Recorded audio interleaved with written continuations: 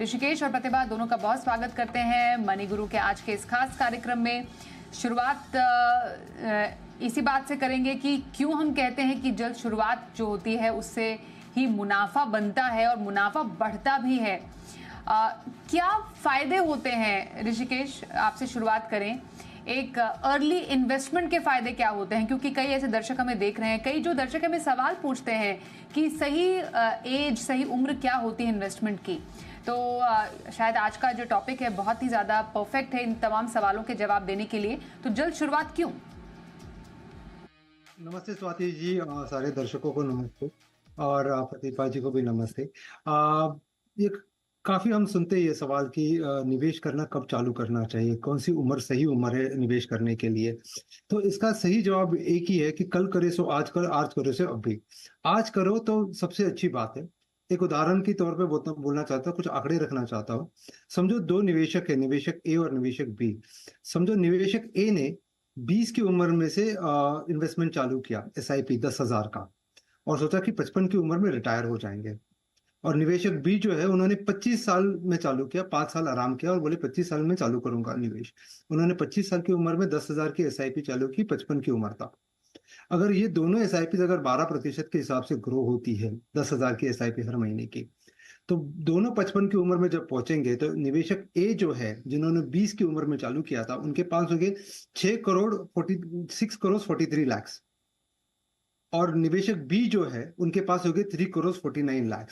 तो आप देख रहे हो इसमें डिफरेंस जो है ऑलमोस्ट 3 करोड़ 3.5 करोड़ का है। तो कहना का मतलब ये है कि जितना आप जल्दी चालू करो उतनी आपको कंपाउंडिंग का फायदा हो सकता है, टाइम आपके हाथ में आ जाता है, और जो कॉर्पस हम देख रहे हैं, जो निवेशक बी का फाइनल कॉर्पस था, उतना इंक्रीमेंटल गेन निवेशक ए ने बनाया। तो जैसे मैंने पहले कहा, अभी से चालू कर दो अगर आपको SIP में या कोई भी किसी भी किस्म का निवेश करना है तो।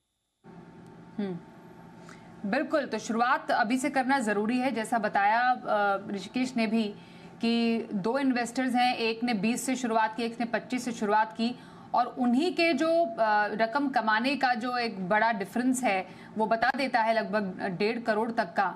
वो बता देता है कि आपकी जल्द शुरुआत से कितना ज़्यादा फायदा आपको हो सकता है। और उसको कॉस्ट ऑफ डिले भी हम कह सकते हैं कि आप जितनी देरी से शुरुआत कर रहे हो उसका खामियाजा एक तरीके से आपको भुगतना पड़ता है।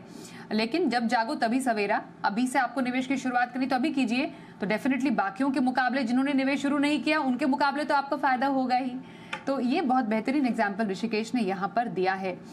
पर ऋषिकेश, एक बात बताइए, ये अर्ली इन्वेस्टमेंट के लिए किन बातों की जरूरत होती है? आप शुरुआत कैसे करें? हम कह तो देते हैं, कई लोग कहते हैं कि कहने में बड़ा आसान होता है कि आप निवेश की शुरुआत कर दो, अपने पैसे जो आए हैं उसका थोड़ा हिस्सा आप इन्वेस्टमेंट में डाल दो। पर वो जब इवेंचुअली जब उसको एग्जीक्यूट करने की बारी आती है तो थोड़ा मुश्किल भी लगने लगता है, क्योंकि फर्स्ट टाइम इन्वेस्टर के लिए हर चीज़ आसान नहीं होती है। तो क्या आपकी एडवाइस रहेगी जल्दी निवेश के लिए? किन बातों की जरूरत है, आपको किन बातों का ख्याल रखना चाहिए? जल्दी निवेश करने के लिए करीबन 4 प्रिंसिपल्स है, उसको फॉलो करना बहुत जरूरी है। सर्वप्रथम, जैसे मैं हमेशा कहता हूँ कि अपना लक्ष्य निर्धारित कर लो। लेकिन लक्ष्य जब यहाँ पे मैं कह रहा हूँ तो लक्ष्य जो है वो 3 हिस्सों में बांटना चाहिए: शॉर्ट टर्म, मीडियम टर्म और लॉन्ग टर्म।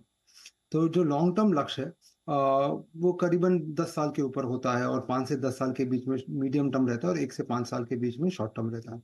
तो अपना लक्ष्य निर्धारित कर लो। फॉर एग्जांपल, अगर हमको कोई खर्चा करना है, अगर मुझे अपने बेटे की एजुकेशन के लिए पैसे बाजू में रखने हैं, और अगर आज उसके एजुकेशन की कीमत 10 लाख रुपए है और मुझे उसके एजुकेशन 10 साल के बाद चाहिए होंगे, 10 साल के बाद इन्फ्लेशन एडजस्ट करूंगा 6-7% के हिसाब से, तो मुझे 20 लाख अगर पहुंचना है तो आज मुझे कितने रुपए की SIP करनी है, ये मुझे जानना बहुत जरूरी है। ये हुआ फर्स्ट स्टेप कि अपना लक्ष्य निर्धारित कर लो, उसको डिस्काउंट कर लो इन्फ्लेशन के हिसाब से, और फिर उस हिसाब से अपनी SIP और निवेश चालू करो। दूसरी चीज है कि अपने एक्सपेंसेस जो है वो बजट कर लो। जो अपने खर्चे, जितने अपनी जितनी इनकम है वहां से अपने खर्चे निकालो, बची हुई जो राशि है उसको आप निवेश करो। एक डिसिप्लिन आ जाएगा आपको निवेश करने के लिए। ये दूसरा प्रिंसिपल हुआ। तीसरा प्रिंसिपल हुआ कि एक स्टेप अप SIP चालू करो। मैं हमेशा कहता हूँ कि SIP केवल एक समान नहीं होनी चाहिए। जैसे हर साल आप हर महीने 10,000 की SIP कर रहे हो तो हर महीने 10,000 की करोगे, अगले साल भी 10,000 की करोगे। ये सही नहीं होगा, क्योंकि आपकी आमदनी बढ़ेगी अगले साल, एटलीस्ट इन्फ्लेशन के हिसाब से बढ़ेगी, तो 5% या 10% से अपनी एसआईपी की रकम भी बढ़ा दो अगले साल के लिए। और लास्टली, इमरजेंसी फंड जो है उसकी एक किटी बना लो और उसको बाजू में रख दो, ताकि आपको अपने इन्वेस्टमेंट्स को हाथ ना लगाना पड़े। तो सवाल ये उठता है कि कितनी इमरजेंसी की किटी रखनी चाहिए। करीबन 6 से 8 महीने के खर्चे की जी राशि होती है, जो बाजू में रख लो, जो आपका इमरजेंसी फंड होगा। तो ये 4 प्रिंसिपल्स है जिस पे आप फोकस करना चाहिए अगर आप अर्ली इन्वेस्टमेंट करना चाहते हो तो। तो कुछ प्रिंसिपल्स जिसका ध्यान में रखते हुए आप शुरुआत करें। अभी आपने शुरुआत नहीं की है तो डेफिनेटली पहले तो गोल आपको सेट करना ही है।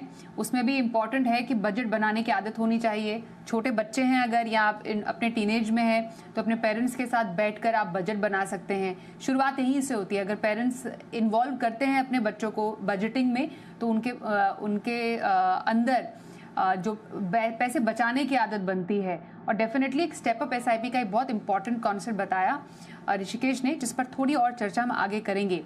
स्टेप अप क्योंकि बात हो रही थी उस पर मैं फिर से आती हूँ ऋषिकेश। स्टेप अप करने का सही तरीका क्या हो? जब हम स्टेप अप एसआईपी की बात करते हैं, स्टेप अप क्या मंथली करना चाहिए एसआईपी को? स्टेप अप क्या ईयरली करना चाहिए एसआईपी को? क्या एक पर्टिकुलर एक परसेंटेज है उससे एसआईपी को स्टेप अप करना सही रहता है, या फिर ये निवेशक टू निवेशक डिपेंड करता है कि उनकी जितनी क्षमता है उतनी वो एसआईपी को स्टेप अप करें? स्वाति जी, इसमें 3 चीजें होती है। सबसे पहली चीज ये होती है कि आपका गोल या आपका लक्ष्य जो है वो कितना दूर है। अगर आपका गोल जो है 5 साल की दूरी पे है या 3 साल की दूरी पे है, तो स्टेप अप की जो परसेंटेज है, 5% या 10% से फायदा नहीं होगा। आपको 15 से 20% का स्टेप अप करना पड़ेगा, क्योंकि वो कंपाउंडिंग होने के लिए और राशि बढ़ाने के लिए काफी फायदा देगा। सबसे पहली बात तो ये है।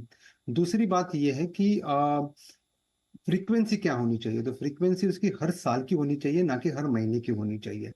और तीसरी चीज ये है कि जैसे आपने कहा कि अगर किसी की क्षमता है या नहीं है, तो ये जानना बहुत जरूरी है कि आपका ईयरली इंक्रीमेंट या कितनी बढ़त हो रही है आपके इनकम में, ये जानना बहुत जरूरी है। और उस हिसाब से आपका एसआईपी अलाइन करना चाहिए, स्टेप अप एसआईपी अलाइन करना चाहिए। क्योंकि स्टेप अप का मेन कारण ये है कि आपकी इनकम जो है वो स्टैटिक नहीं रहती। आपकी इनकम जो है हर साल दर साल बढ़ती जाती है, एटलीस्ट इन्फ्लेशन के हिसाब से बढ़ती जाती है। तो एटलीस्ट 5 या 7% से तो ग्रोथ होनी ही चाहिए आपके एसआईपी की रकम में। लेकिन सालाना ग्रोथ करो, महीने से ग्रोथ करने से फायदा नहीं होगा। तो ये 3 चीजें मैं कहना चाहूंगा स्टेप अप एसआईपी के बारे में। बिल्कुल, तो सालाना एसआईपी को स्टेप अप करना काफी इंपॉर्टेंट है। इसलिए आपने निवेश की शुरुआत की है, तो सिर्फ वही काफी नहीं है, आपको अपने उस निवेश को बढ़ाते भी रहना है। ये उससे भी ज्यादा इंपॉर्टेंट है। क्या ये सही है कि जितना जल्दी आप इन्वेस्टमेंट की शुरुआत करते हैं, तो आपका जो डेट पोर्टफोलियो टोटली 0% भी रह सकता है? दैट मीन्स आप इक्विटी टोटली 100% की तरफ जा सकते हैं। क्या इतना बड़ा रिस्क लेना चाहिए एक इन्वेस्टर को? स्वाति जी, कैसे होता है कि अगर 100% इक्विटी में डालना बहुत जरूरी है और वो 11-12% का रिटर्न देगा, और अगर इक्विटी म्यूचुअल फंड्स में डालोगे तो 2-3% का अल्फा आ जाएगा, 14-15% का रिटर्न बन जाएगा। लेकिन प्रॉब्लम ये होती है कि अगर आप इक्विटी में निवेश करते हो, तो उसमें एक सबसे बड़ी प्रॉब्लम ये होती है कि जब कोई प्रलय आत्मक कोई चीज होती है, जैसे कोविड हुआ था, कैटास्ट्रोफे होती है, तो मार्केट बहुत ज्यादा टूट जाता है और लोगों की हिम्मत नहीं रहती इन्वेस्टेड रहने की इक्विटी मार्केट्स में। तो लोग बाग निकल जाते हैं। हमने इक्विटी में कोविड में देखा कि इक्विटी मार्केट्स जो है वो करीबन 3 महीने में 40% गिर गए, और पूरी दुनिया कह रही थी कि इसके आगे भी गिरेंगे। तो ये और ऐसे ऐसे समय पे हिम्मत नहीं होती है इक्विटी में इन्वेस्टेड रहने की, इसलिए इंसान निकाल लेते हैं और वापस इक्विटी में जाने की हिम्मत नहीं होती उनकी। तो उससे बचने के लिए एक कॉम्बिनेशन पोर्टफोलियो होना जरूरी है।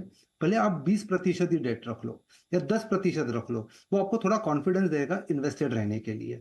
तो एक कॉम्बिनेशन रखो इक्विटी एंड डेट का। अगर लॉन्ग टर्म इन्वेस्टर भी हो तो भी आप इक्विटी 80% रखो और 20% डेट रखो, ये कहना चाहूंगा। ओके, तो बेसिकली इक्विटी की मात्रा हमेशा ज्यादा रखें। जितना ज्यादा आपके पास समय है या जितना ज्यादा दूर आपका गोल है, ये भी डिपेंड करता है। तो इन तमाम फैक्टर्स को ध्यान में रखते हुए आपके पूल ऑफ फंड्स पे ऋषिकेश कैसे फंड्स रहेंगे जो कि आप जो निवेशकों को सजेस्ट करेंगे? मैं कहूँगा कि ICICI Pru dividend yield fund में निवेश कर सकते हैं। डिविडेंड यील्ड फंड करीबन 2 से 3% इंक्रीमेंटल रिटर्न देने की गुंजाइश रखते हैं। एचडीएफसी फ्लेक्सी कैप फंड में निवेश कर सकते हैं। फ्लेक्सी कैप फंड जो है ये लार्ज कैप का बहुत अच्छा प्रॉक्सी होता है। फ्लेक्सिबिलिटी देता है क्योंकि लार्ज कैप काफ़ी फिक्सेटेड होते हैं। आईसीआईसीआई प्रू का फोकस्ड इक्विटी भी काफ़ी अच्छा है। कोटक मल्टी कैप फंड अच्छा है। डीएसपी इक्विटी अपॉर्चुनिटीज फंड अच्छा है और एचडीएफसी स्मॉल कैप का भी रिकमेंडेशन करना चाहूँगा। सो ये कुछ फंड है जिसका मैं रिकमेंडेशन करना चाहूँगा।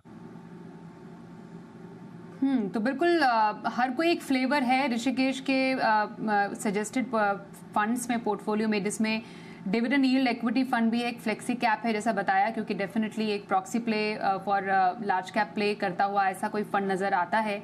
एक फोकस्ड इक्विटी फंड भी रखा है उन्होंने, multi cap, equity opportunity, mid cap space में और स्मॉल कैप फंड। ये कुछ फंड्स आप शामिल कर सकते हैं। उम्मीद करते हैं इससे आप प्रेरित हुए होंगे बहुत सारे लोग अभी और इसी वक्त निवेश की शुरुआत करने के लिए।